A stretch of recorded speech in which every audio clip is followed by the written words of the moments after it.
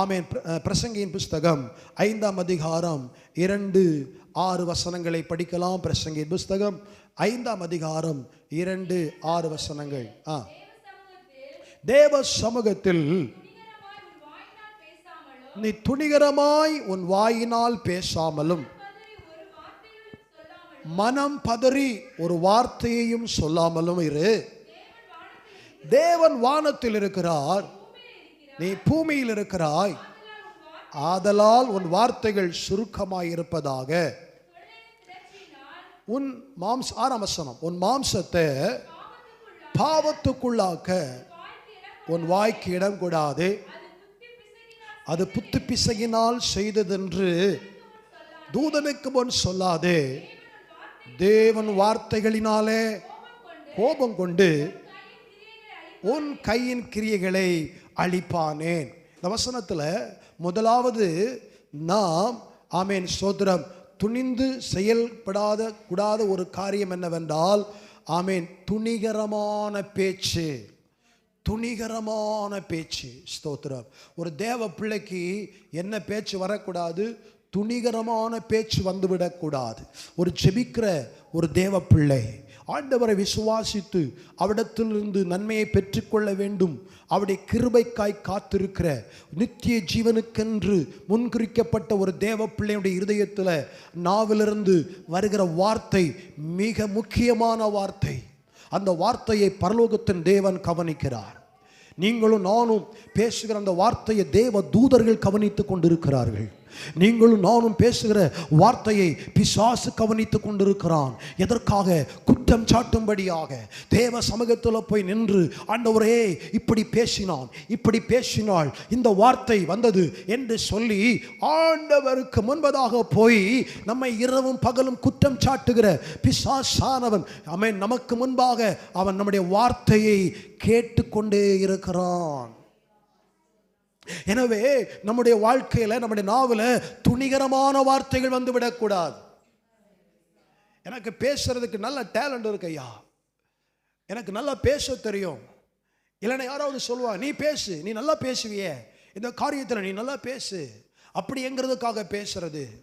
அல்லது அவன் நான் பேசின காரியத்தை முடிச்சிருவேன், என்கிட்ட பேசி பார்க்கட்டும் அப்படின்னு சொல்லி பேச்சால அடிக்கிற ஆட்களை நம்ம பார்க்குறோம். பேச்சால குத்துற ஆட்களை நம்ம பார்க்கிறோம். வார்த்தையால தாக்குகிறவர்களை நம்ம பார்க்கிறோம். இப்படிப்பட்டமான இந்த வார்த்தைகள் துணிகரமான வார்த்தைகள். ஒரு ஆளை காயப்படுத்துறதுக்கு கொஞ்சம் கூட தயங்க மாட்டாங்க. ஒரு ஆளை கஷ்டப்படுத்துறதுக்கு கொஞ்சம் கூட யோசிக்க மாட்டாங்க. அப்படிப்பட்ட துணிகரமான பேச்சுக்கு தேவன் நம்மை விலக்கி காக்க வேண்டும். அதுதான் தாவீது 19ஆம் சங்கீதம் 13 சொன்னாரு, துணிகரமான பாவம். துணிகரமாய் பேசுதல்.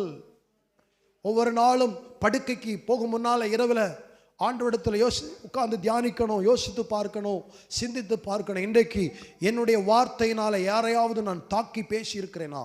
என் வார்த்தையினால் யாராவது காயப்பட்டிருக்கிறார்களா? யாரையாவது கஷ்டப்படுத்தி இருக்கிறதா என் வார்த்தை? எனவே அதை நாம் யோசித்து தேவ சமூகத்தில் நம்ம நாவை காத்துக்கொள்ள வேண்டும். பைபிள் சொல்லுகிறது 6ஆம் வசனத்தில் சொல்லு, உன் மாம்சத்தை பாவத்துக்குள்ளாக்க உன் வாய்க்கு இடம் கொடாதே. உன் மாம்சம் முழுவதும் பாவமாகிவிடும், சரீரம் முழுவதும் பாதிக்கப்பட்டு விடும்.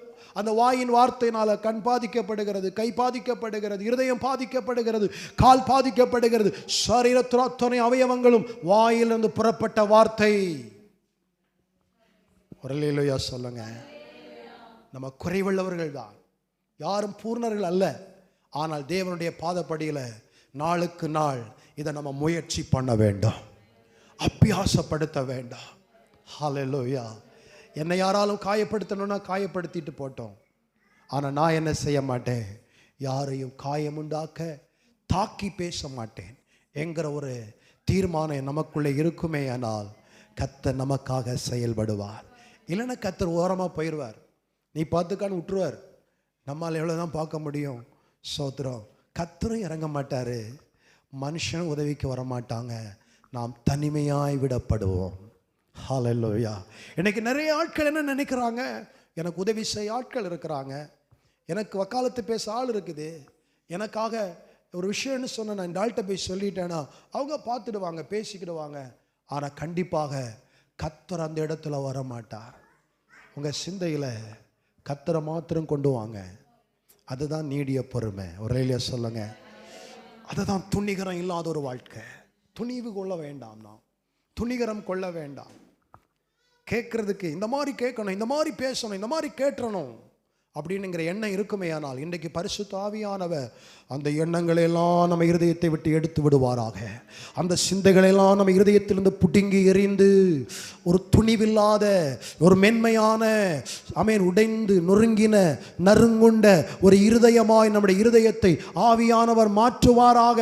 அப்படி மாற்றப்பட்ட அந்த வார்த்தைகள் தேவனுக்கு முன்பதாக ஜெபங்கள் தூபமாய் போகும். அந்த ஜெபத்தை கேட்டு அவர் அற்புதங்களை செய்வார். ஹல்லேலூயா. நீதிமொழிகள் 10:19 சொல்லுகிறது. நீதிமொழிகள் 10ஆம் அதிகாரம் 19வது வசனம், சொற்களின் மிகுதியினால் பாவம் இல்லாமல் போகாது.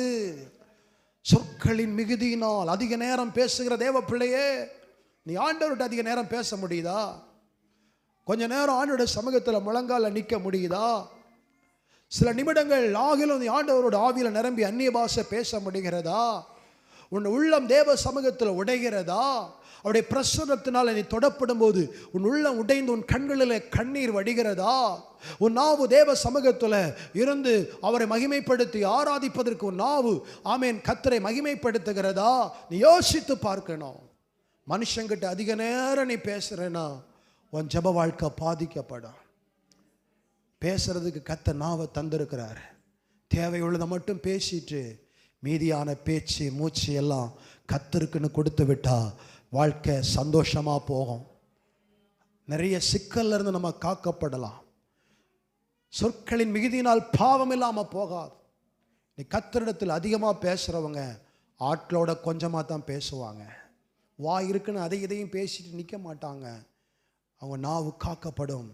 ஹல்லேலூயா. மனுஷர் பேசும் வீணான வார்த்தைகளுக்கு மத்தேயு 12ஆம் அதிகாரத்தில் 36ஆம் வசனத்தில் இயேசு சொல்லுகிறார்.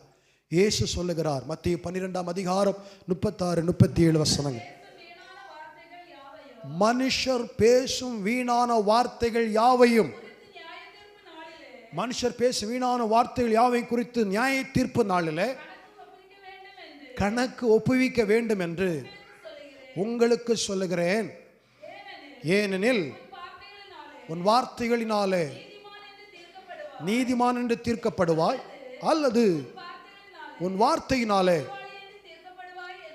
நானும் நீங்களும் பேசுகிற பேச்சு தான் நம்ம நீதிமானா அல்லது குற்றவாளியானு தெரியும்.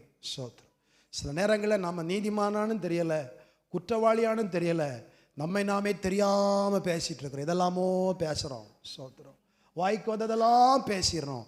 ஆனால் கர்த்தர் சொல்கிறாரு, மனுஷர் பேசும் வீணான வார்த்தைகள் யாவையும் குறித்து நியாய தீர்ப்பு நாளில் கணக்கு ஒப்புவிக்கணும். இந்த வசனத்தை நம்ம நினைத்து பார்க்கணும்.